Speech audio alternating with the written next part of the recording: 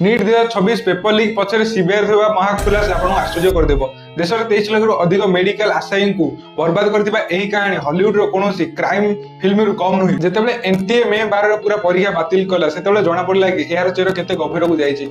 महाराष्ट्र नासिब रे जेउठी पेपर छपा जाय किबा परिवहन समय रे सुरक्षा को बाईपास करी हाईटेक पोर्टेबल स्कैनर साहाय्य असली पेपर को चोरी कर जायथिला।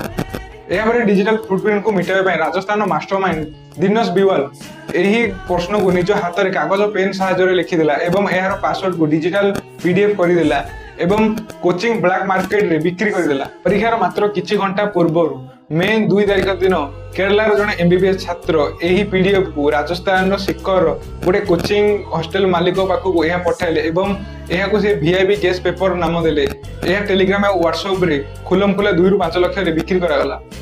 सब आश्चर्य कथा यह कि परीक्षा पर जड़े केमिस्ट्री टीचर यह देखिले कि 135 प्रश्न सह यही लीक पेपर मिसी जाउछि से स्तब्ध हो गले। ये देखो क्वेश्चन मेरे क्वेश्चन पेपर पे ये रहा क्वेश्चन देख लो ये वाला क्वेश्चन दिखा है तुमको। ये वाला क्वेश्चन पहला क्वेश्चन है ये देखो। मे 7 रे एनटीए को यह प्रमाण देबा फल सीबीआई यही कोटी टंकार आंतर्जातिक गैंग को धरिला एवं शुभम खौरनाई को जेल को पठाइला। यही वीडियो को अत्यधिक शेयर कर कहीं निर्दोष छात्र को न्याय मिलवा दरकार।